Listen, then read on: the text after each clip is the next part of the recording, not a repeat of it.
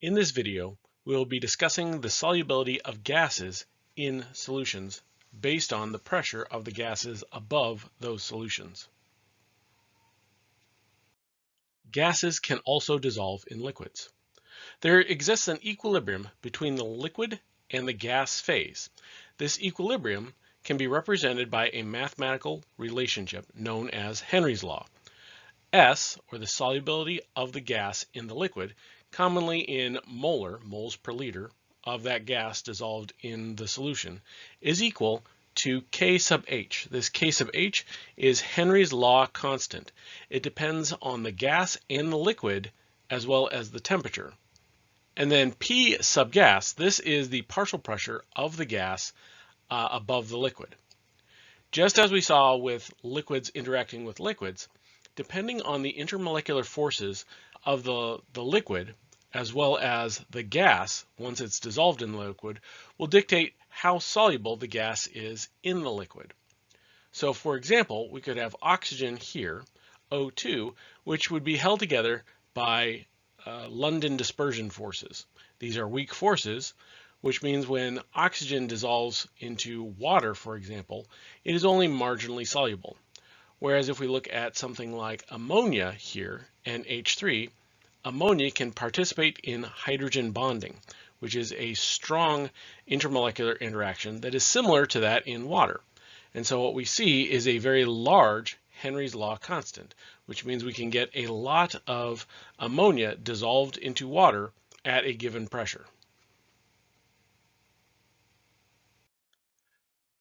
Let's now look at a problem that uses Henry's law. This particular problem is of some environmental importance.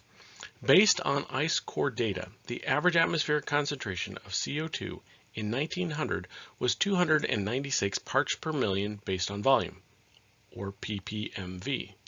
And in 2019, the average CO2 concentration was 411 parts per million based on volume. What were the concentrations of CO2 dissolved in the ocean at those times?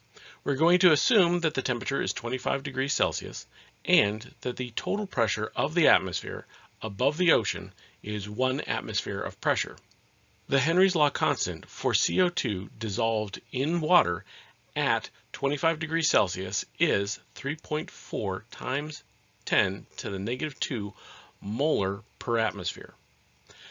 The first thing we're going to want to do for this problem is write out the equation for Henry's law, which is the solubility or concentration of CO2 in the gas phase is equal to our Henry's law constant times the pressure of CO2 above the liquid. Now, parts per million based on volume is very similar to our parts per million by weight that we had seen earlier. The difference is that it's for gas phase. So ppmv, that is equal to the liters that a particular gas would take up if it was pure at that particular pressure, so the liters of a component, divided by the total volume that all the gas components in a gas sample take up. And because this is parts per million, we multiply that ratio times a million, or 10 to the 6th.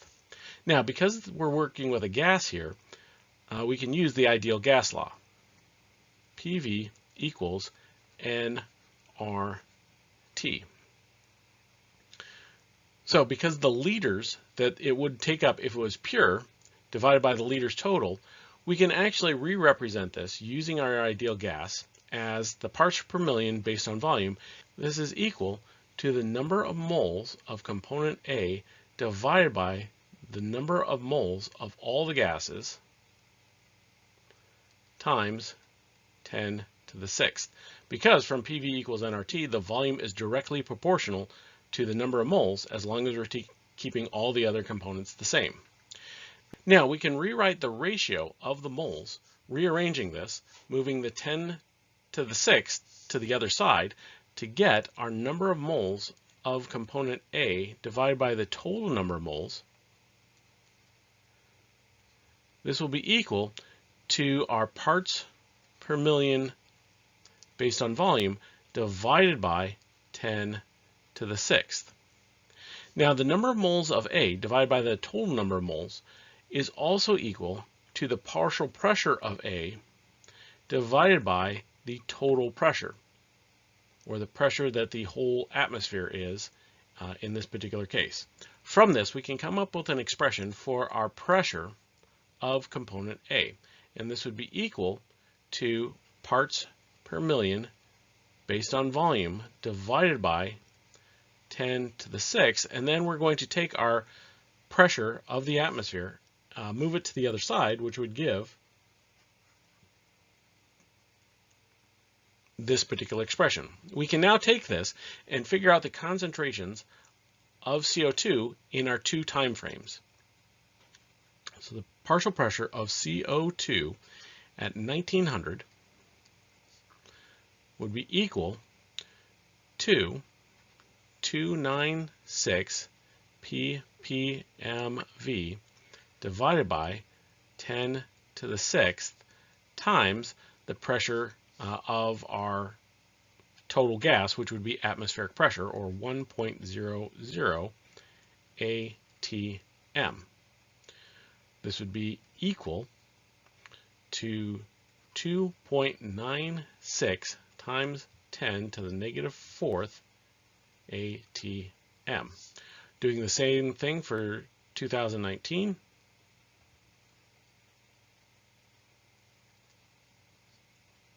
This would be equal to 411 parts per million based on volume divided by 10 to the 6th times 1.00 atm, which would give 4.11 times 10 to the negative 4th atmospheres of pressure. So plugging this into our Henry's law equation, the amount of CO2 dissolved in the oceans in 1900 would be equal to our Henry's law constant, 3.4 times 10 to the minus 2 molar per atmosphere of pressure, times our concentration, which was 2.96 times 10 to the minus 4 atm. This comes out to be a concentration of 1.0064 times 10 to the minus 5 molar. In terms of significant figures, we would cut it off here because we get two significant figures from our Henry's law constant.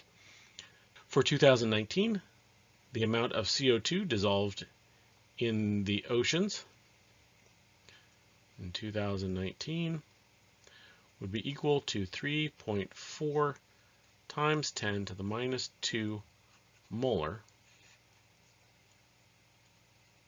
over atmosphere times our concentration, 4.11 times 10 to the minus 4 atmospheres.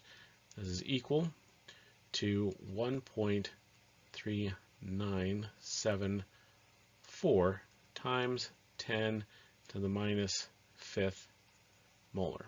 Again, because of our Henry's law constant, we would cut and round there. Now, some might wonder, why do we care about the dissolved concentration of CO2 in the ocean?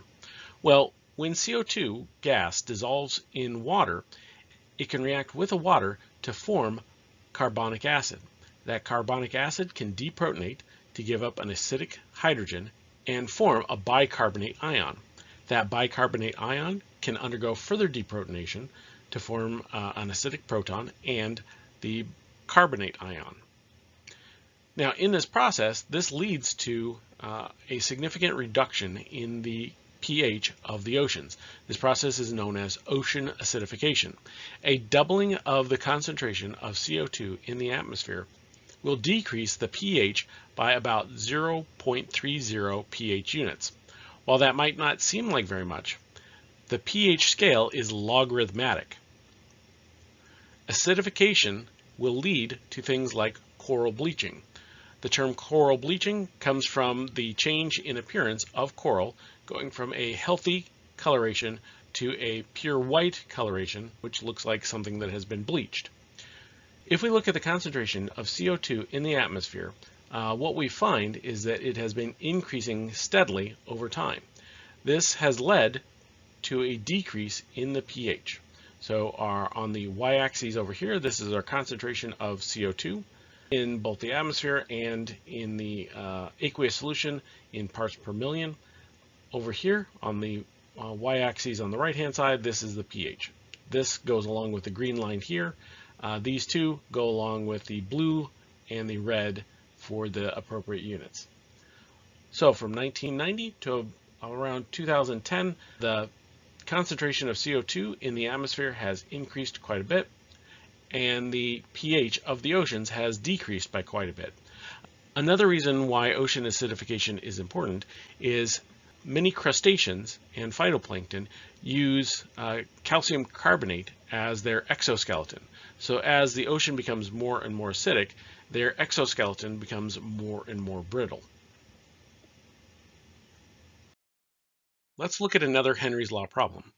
For this one, we will determine the Henry's Law constant for ammonia in water at 25 degrees Celsius if an ammonia pressure of 0.022 atmospheres produces a solution with a concentration of 1.3 molar. First thing we're going to do is write out our Henry's Law equation. The solubility or concentration of, in this case, ammonia, NH3, is equal to our Henry's Law constant for ammonia in water times the partial pressure of the ammonia above the surface of the liquid. In this case, we are trying to find our Henry's Law constant, so we will rewrite our equation solving for K sub H.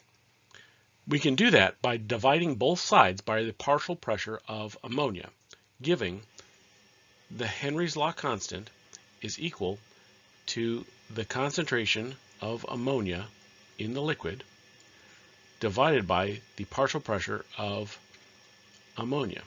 Plugging in our values, this is 1.3 molar of ammonia in the solution divided by the partial pressure above the liquid.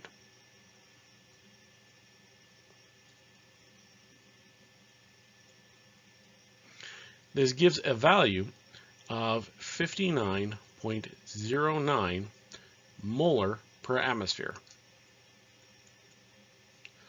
Using our sig figs, we would cut it here, so this gives a value of 59 molar